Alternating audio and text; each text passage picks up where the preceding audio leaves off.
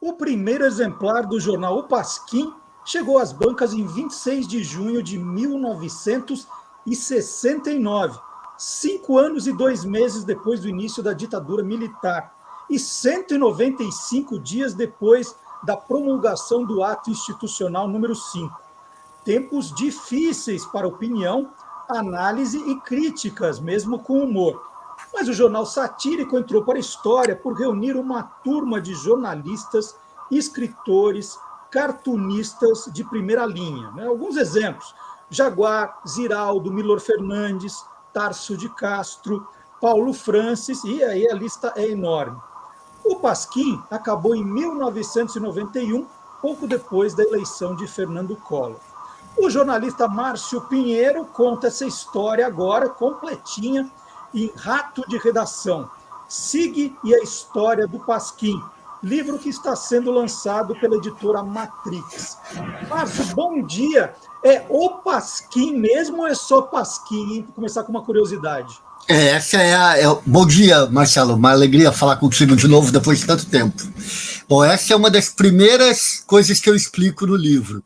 A partir do número 200, eu não tenho o número exato, mas a partir da edição 200 e pouco, o Pasquim perdeu o artigo inicial e passou a ser chamado só de Pasquim, tanto, obviamente, no título, quanto como as pessoas se referiam a ele. Bom, eu falei de alguns nomes que passaram pelas páginas do Pasquim, né? E a lista é enorme, mas eu queria entender quem era dono e quem que era colaborador. Quem que mandava nesse negócio, Márcio? Tá. O Pasquim surgiu da seguinte maneira. Era um jornal que se chamava anteriormente Carapuça e era ligado ao Stanislau Ponte Preta, o Sérgio Porto. E era um jornal basicamente de humor, tanto feito pelo próprio Sérgio Porto, quanto por um assessor que ele tinha, que sabia escrever parecido com ele, que quando ele não podia ou não queria, o cara tocava em frente.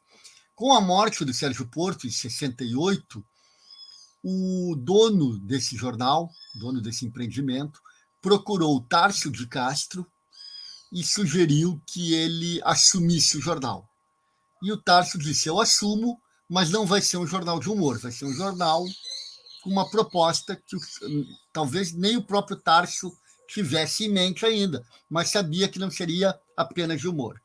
O Tarso, que nessa época também trabalhava na Última Hora, falou com 2 colegas dele, o Sérgio Cabral, pai daquele governador que está em Bangu atualmente, e o Jaguar, os 2 também funcionários da Última Hora, e propôs a ele. Então, no primeiro momento, o Pasquim teve 4 donos. Esse empresário, que agora me falha o nome, e os 3, Tarso, Jaguar e Sérgio Cabral. E depois se formou, acredito eu, uma espécie de cooperativa e que, ao longo do tempo, foi mudando de mãos. Aí, pode perguntar. Não, termina, por favor. Não, e aí isso também foi uma das razões de tantas brigas, tantos desencontros, porque o Pasquim, ao longo da vida, acabou tendo vários pais e vários donos. E quem escolheu esse nome? Ele não foi unanimidade em momento nenhum. Mas quem que teve essa ideia, Márcio? Quem melhor narra isso é o Luiz Carlos Maciel, que fala que eles estavam num bar, né, que era o local preferido para pautas, para ideias, para execuções, e que ele lembra que estava claramente o Tarso, ele, que já era amigo do Tarso dos tempos daqui de Porto Alegre, e o Jaguar. E que lá pelas tantas alguém falou, vamos dar o nome de Pasquim, que é um jornal rastaquera, um jornal de baixa qualidade, um jornal de imprensa marrom, vamos dar esse nome antes que as pessoas que queiram nos atacar usem esse nome. E aí houve ali uma pequena discussão, vale, não vale. O Maciel não gostou. O Maciel era contra, porque tanto pela autodepreciação, quanto por ele achar um nome pouco criativo, pouco inventivo. Mas o Tarso, que desde o primeiro momento se arvorou a ser o dono do jornal, que bateu e disse, não, vai ser esse mesmo. Boa, parece nome de jornalzinho de colégio. Vamos manter assim mesmo. Bom, e você usa no título do livro, né, o ratinho Sig, né, que é o rato de redação, e o Sig tem uma história maravilhosa. Ele que acabou se tornando um símbolo, né, um mascote, um símbolo do jornal. Conta um pouco dessa história. O SIG já existia antes também, havia sido criado por uma propaganda de comercial, por encomenda.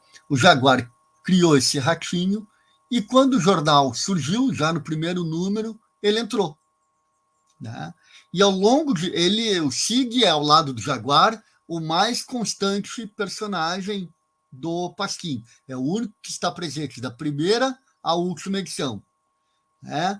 Ele acompanha toda a história, ele interfere na história, ele é usado na capa, em título, para mandar recados cifrados, para se emocionar, para alegrar, nas margens da praia, das páginas, ele é usado também. Então, ele, ao longo de toda a existência do Pasquim, os 22 anos que o Pasquim teve, ele foi o personagem mais constante. Foi um raro caso de um navio que abandona o rato. E ele nasceu por uma campanha publicitária um tempo antes, né? Exatamente. E tem uma história divertida da campanha e como ele depois veio parar no jornal. A campanha tinha a ver com o Rio de Janeiro, tinha a ver com aquela atmosfera ali, e o Jaguar sempre explorou muito bem isso. Né? O Ratinho tinha uma alma ipanemense, uma coisa mais descontraída, desaforada, escrachada. Então, de certa forma, foi um caminho natural o SIG passar a ser utilizado pelo Jaguar nas páginas do jornal. E aí ele perdeu o caráter comercial. Tanto é que quem conheceu o SIG depois disso não sabia desse passado. Muita gente achava que ele havia sido criado especialmente para o jornal. Mas não, ele teve uma pequena vida antes, mas a sua grande formação, a sua grande visibilidade foi a partir do jornal. E o Sig é de Sigmund, né? Que era É uma brincadeira com Freud. Uhum. Não sei por que da opção psicanalítica disso, né? O Jaguar nunca acabou falando, mas pegou. E também, muita gente não faz relação com isso. Virou SIG por ser SIG. Cada um tem a sua versão. Bom, e eles tinham ideia de onde estavam se metendo quando resolvem fazer esse tipo de jornal, que não era um jornalzinho de humor, era um jornal que tinha opinião, que tinha textos literários, era um jornal de peso. Nesse momento tão pesado ali da ditadura brasileira, o que eles estavam imaginando quando criaram esse jornal, Márcio? Do sucesso, com certeza, eles não tinham noção. Eles não imaginavam que o jornal, em tão pouco tempo, ia chegar a 200 mil exemplares. Para você ter uma ideia, Marcelo, naquela época, a Veja e a Manchete, as duas maiores revistas da época, não vendiam 200 mil exemplares.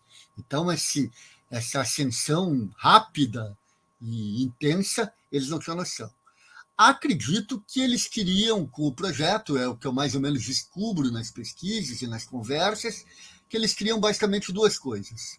Uma, afrontar a ditadura, de uma maneira inteligente, graciosa, mais leve, ou seja, leve sem ser leviano, simples sem ser simplório. Né? Eles queriam fazer uma coisa de fácil acesso, mas que tivesse um caráter efetivo. E a outra, eles queriam ser donos de um jornal. Né? Eles não queriam estar vinculados a patrão, a uma censura muitas vezes imposta dentro da redação mesmo, nem precisa vir um censor de fora, a uma pressão econômica, comercial, a todas essas apurrinhações que existem numa redação e que você e eu conhecemos tão bem, acho que eles queriam se livrar disso. Então, a única maneira de se livrar é ter o próprio jornal. Eles que determinavam horários, eles que determinavam os entrevistados, a colocação das páginas, as manchetes, tudo eles tinham completa autonomia. O Tarso, nesse primeiro momento, tinha uma coisa meio ditatorial, assim, de querer delimitar algumas coisas e definir algumas coisas, mas com o passar do tempo, o Pasquim foi criando uma espécie de nichos, de feudos. Então tinha as páginas do Francis, do Maciel, do Tarso, do Giraldo, e cada um deles ia ocupando da maneira que queria, e quase todos tinham completa liberdade para fazer isso. E como eles lidaram com a censura? Eles foram vítimas de muita censura nesse período, né, nesse período inicial? Eles foram duplamente vítimas, né? No primeiro momento, da barra pesada ali, da censura clara. E teve momentos em que eles tiveram que fazer o triplo do trabalho para poder aproveitar. Ou seja, se o jornal tivesse 30 páginas, eles tinham que fazer o equivalente a 90 páginas, de tantos desenhos e textos que eram censurados, cortados. Para te dar um exemplo, o Maciel, numa das vezes, ele faz um poema claramente surrealista. O Maciel tinha uma influência concretista e da poesia aqui do Rio Grande do Sul, foi de grupos literários daqui, e tinha essa veleidade poética. E numa vez ele fez esse poema surreal. Bom, o poema foi censurado. E o Jaguar, argumentando com os censores, por que censurar isso aí? Tá claro que o Maciel tá doidão aí, ele não queria dizer nada. Ah, não, se ele tá doidão assim, se ele tá escrevendo isso, alguma coisa tem nas entrelinhas. Então, os censores viam até quando não existia.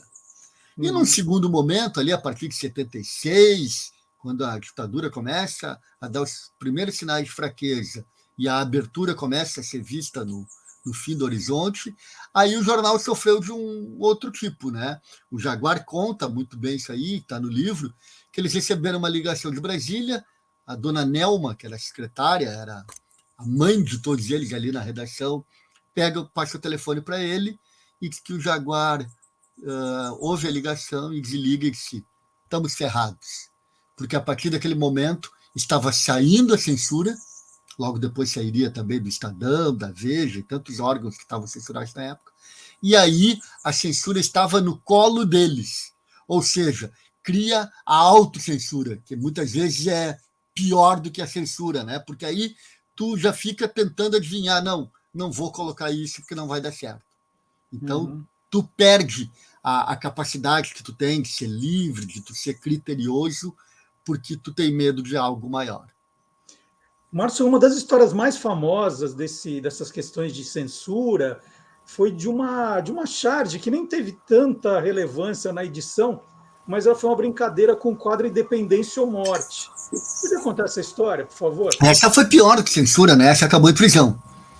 Né? O Jaguar pegou, e tu vê, acho que eles não tinham pretensão nenhuma mesmo. Mostra que aquilo que eu tinha me perguntado no início, se eles tinham noção. Essa famosa censura era de um desenho que estava numa parte inferior de uma página par. Ou seja, dizem as regras, um dos lugares menos lidos pelo leitor.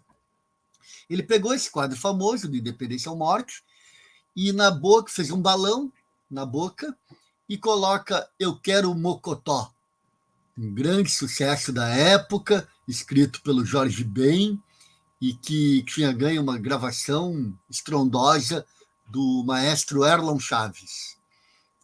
Isso aí foi considerado um desrespeito a um símbolo da pátria e, por conta disso, eles começaram a ser presos naquele momento. Isso aí também, a prisão também tem um caráter peculiar. Em muitos casos, eles não foram oficialmente presos. Eles eram recolhidos. Aí tem aquela velha pergunta: levo a escova de dente? Acho melhor levar. E em alguns casos, sim, tem um caso pitoresco envolvendo o Sérgio Cabral. Sérgio Cabral, quando começaram as prisões, ele estava em Campos, no interior do estado do Rio, fazendo uma matéria lá para o jornal Monitor Campista, e recebeu um telefonema da mulher dele. E disse: tu tem que vir que aconteceu uma coisa grave. E ele, que tinha filho pequeno, o depois governador Sérgio Cabral Filho, pensou: foi com meu filho. Ele se afogou, ele sofreu um acidente. Aí ele chegou em casa, veio os Campos direto para o Rio, chegou e a mulher disse: tu tem que se apresentar no quartel. Ele disse: ufa, que alívio. O Jaguar também recebeu uma ligação e disse: eles só vão ser liberados se você se apresentar. E ele pegou um táxi, foi para lá e se apresentou no quartel. Ele disse que, inclusive, pagou para ser preso, né? Porque ele não teve o prazer de andar de camburão, de ser recolhido. Não, ele pagou o próprio táxi para ser preso.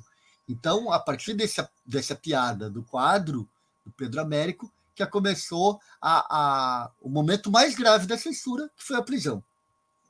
E A depois, gripe. A gripe. depois desse período, né, que eles ficaram presos, eles voltaram mais assustados, começaram a pegar mais leve, maneirar um pouco, né? Eu não quero. Acho que foram 2 meses, né, que eles ficaram presos. É melhor não voltar para lá. Foi meados de novembro, e a maioria, quase todos, com exceção do Tarso, foram liberados antes do Réveillon, antes de 31 de dezembro. Apenas o Tarso que ficou alguns dias de janeiro de 71. A explicação é que ele teria se negado a assinar um negócio lá. A explicação que ele deu inicialmente era que ele teria se negado a assinar um negócio de que não havia sofrido tortura, alegando que qualquer prisão é uma espécie de tortura. A explicação dada pela ex-mulher dele, a Bárbara Oppenheimer, é mais simples. Ele foi o último a se apresentar, logo seria o último a sair. Mas o grande mal da prisão, mais do que qualquer autocensura que eles possam ter se impostos, o grande mal foi que a prisão criou um mal-estar, um azedume entre muitos deles, e ali foi a primeira crise. A gripe, a famosa gripe, né, que era como eles chamavam, como eles tinham que usar no jornal para se referir à prisão, foi o início do fim de uma primeira parte, digamos assim, do Pasquim. Depois a gente pode até detalhar isso, eu divido o Pasquim em 4 grandes partes. Essa primeira parte começou a morrer com a gripe. Então vamos lá, vamos falar das brigas e das 4 partes, Márcio? Tá. Grosso modo, eu divido a existência do Pasquim em 4 partes. A primeira é essa, que vai do início até a gripe. Tá? E que aí eles viram fenômenos, são reconhecidos, incendeiam o Brasil, né? Eles mostram que aquilo que eles mostravam em Ipanema estava na alma de todos nós. Tinha gente em São Paulo, como tu, em Porto Alegre, como eu, em Recife, Salvador, que se identificou com aquilo ali. Um jornal de bairro, um jornal bairrista, um jornal, nesse sentido, provinciano, mas que dialogava com todo mundo. Né? Tu era muito pequeno, mas com certeza teus pais ou alguns amigos teus mais velhos, que não tinham nada diretamente ligado a Ipanema, se sentiram identificados com aquilo. Aqui ocorreu muito isso. Então, essa é a primeira fase. A segunda fase seria uma fase mais profissional, a partir do rompimento, que começa a ocorrer ali com a gripe. O rompimento pode ser resumido em 2 pessoas, Tarso de Castro e Milor Fernandes. O Milor acusava o Tarso de ladrão, de ter pego o dinheiro do jornal. Eu não acredito nessa versão. Eu e muitas pessoas com quem eu conversei. A mais plausível é que o Tarso torrou esse dinheiro. O Tarso era um porra louca, gostava de uísque, mulheres, festas. Então, nunca deve ter visto tanto dinheiro entrar de maneira tão fácil que torrou isso aí. Mas acho que nunca por má fé, nunca por proveito que o roubo pode dar. Né? E o Tarso acusava o Milor de covarde, porque o Milor não se apresentou. E aí também tem várias versões. Tem umas que dizem que a repressão não encontrou o Milor. Tem outras, dita pelo Tarso, que eu também não acredito, eu coloco no livro, mas é a opinião do Tarso, que o Milor teria negociado com o general. Né?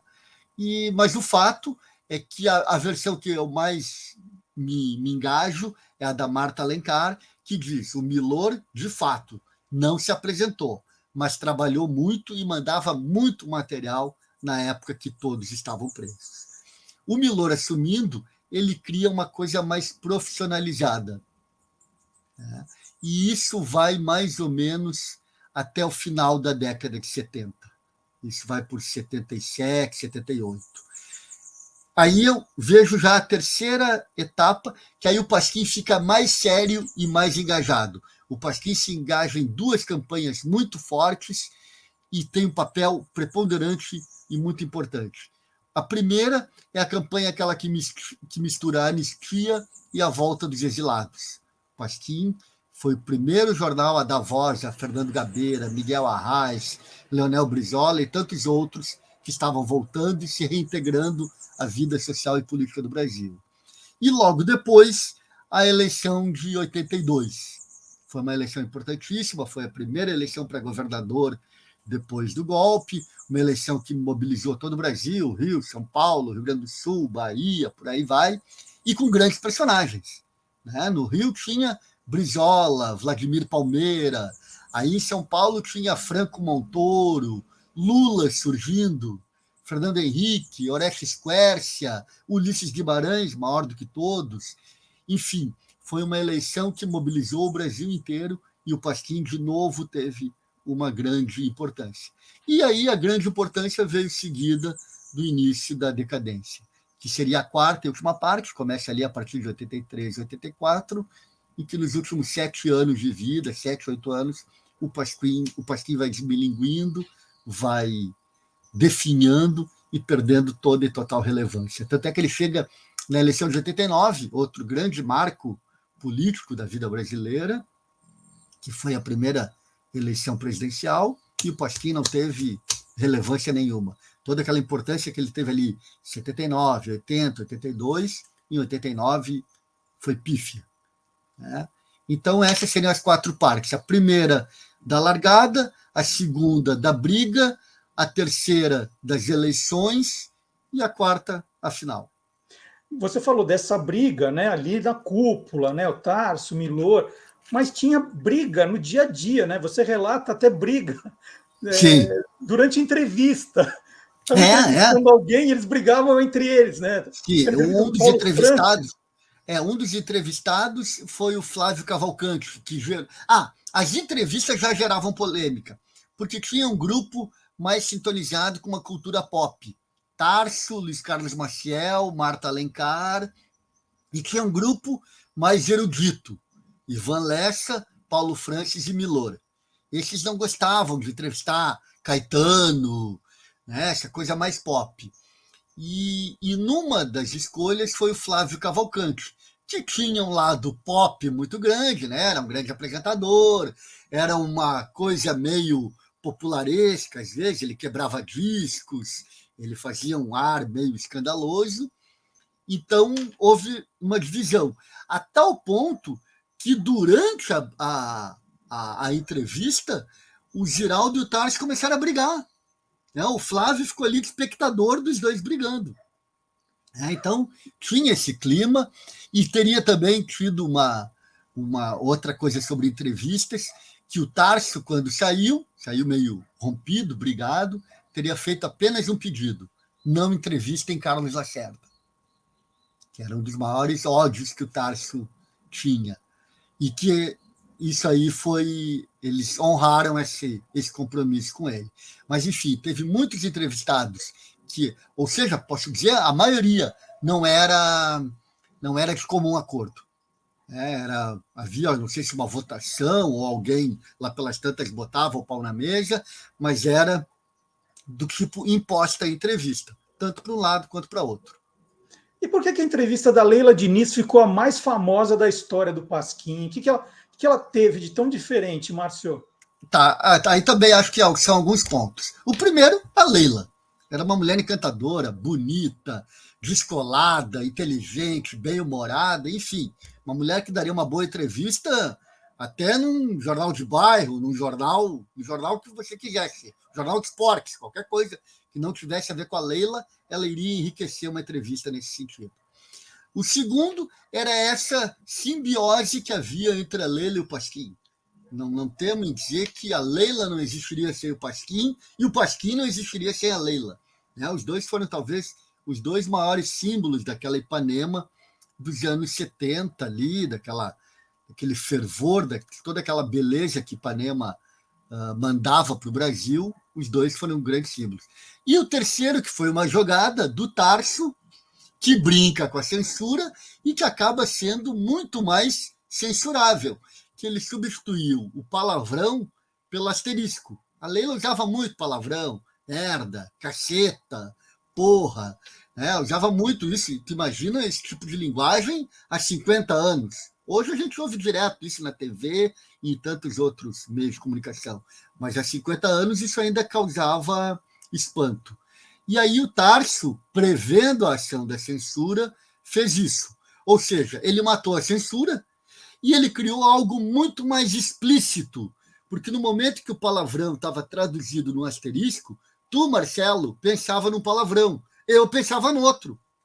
Né? Ou seja, é inesgotável. Né? É muito mais subversivo, é muito mais perigoso. Né? Então, acho que e a entrevista é maravilhosa. Tu lê até hoje, ela tem um frescor, tem um estilo, tem um jeito que daria certo de qualquer maneira. E eles tinham algumas vítimas preferenciais assim para perseguir, para atacar? Tinha. A direita toda. Né? Naquela época, o Brasil era muito. Talvez estejamos até nos aproximando um pouco disso em alguns momentos. Mas era bem claro: quem era Arena, quem era MDB, era MDB. E quem não fosse MDB, ali no caso, quem não fosse oposição, como era o Pasquim, que era um jornal de oposição, era a favor da ditadura.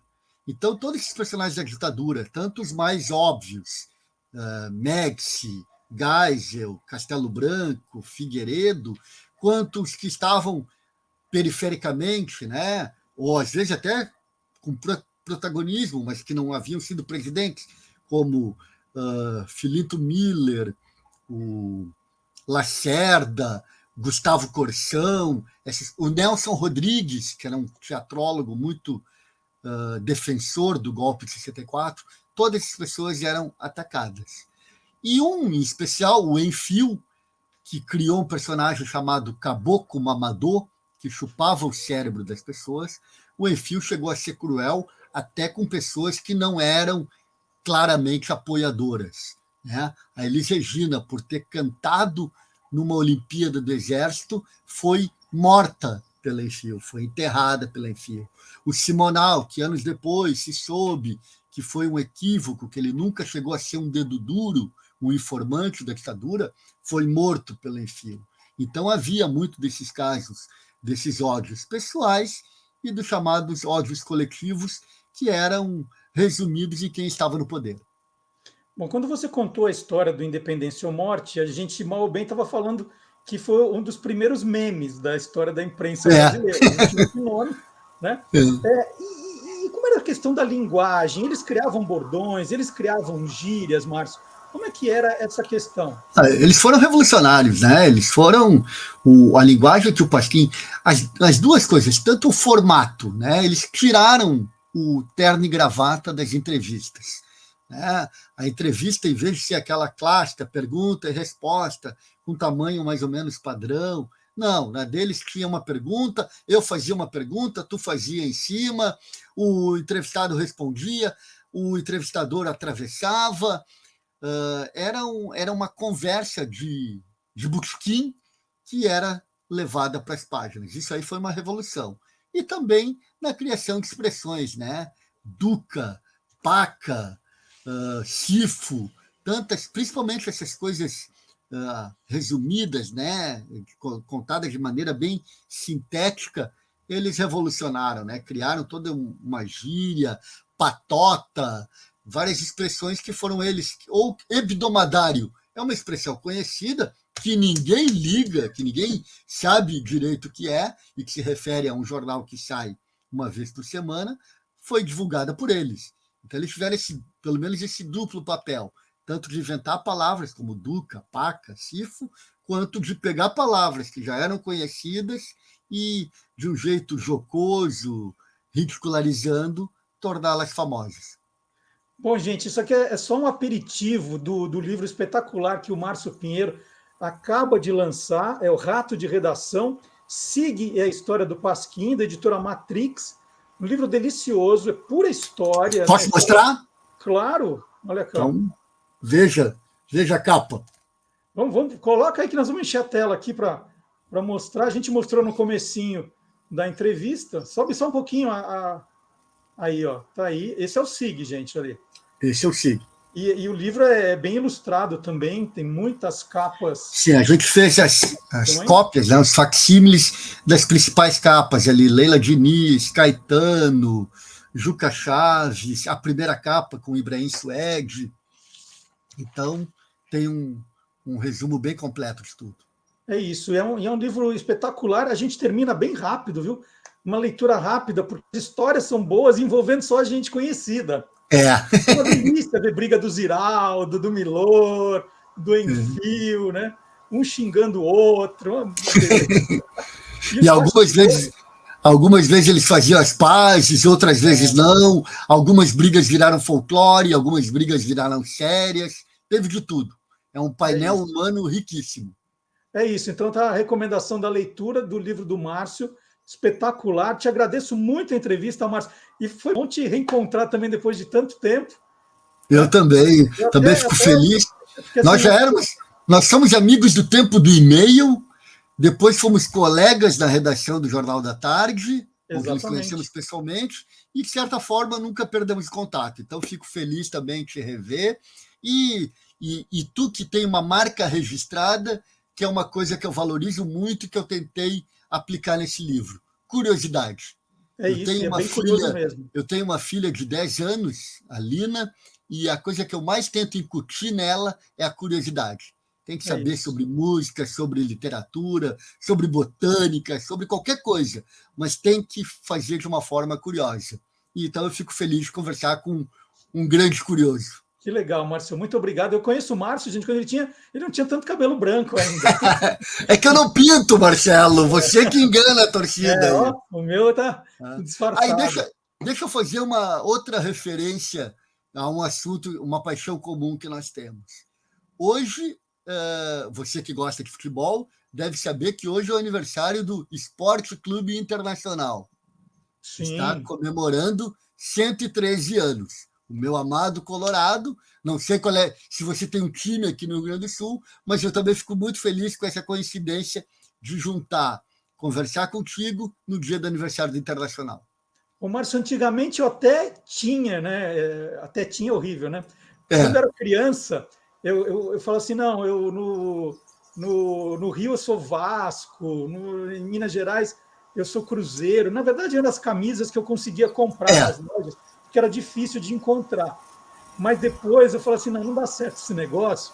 Eu falei, não, eu sou corintiano em todo lugar. Eu também, eu sou colorado em todo lugar, até porque se perdeu aquilo do futebol regionalizado, né? Hoje os adversários estão por todo o país. Eu apenas tenho algumas simpatias cromáticas. Então, quem é vermelho, eu acabo torcendo. Portuguesa em São Paulo, América no Rio de Janeiro, Náutico e Recife. Então, se é vermelho, já tem minha simpatia. Mas, como você disse, também eu sou colorado em qualquer lugar. Maravilha. Márcio, super obrigado. Uma delícia falar com você. Parabéns pelo livro de coração, que eu gostei demais da leitura, aprendi bastante. E vamos conversar mais vezes. Vamos falar dentro e fora das telas. É isso. E agora eu vou chamar aqui no programa, né, um quadro que mostra que o mundo inteiro é curioso, não é só na casa do Márcio, não. Vamos lá, vamos continuar com o programa. Um abraço, Márcio, obrigado. Tchau, obrigado, Marcelo.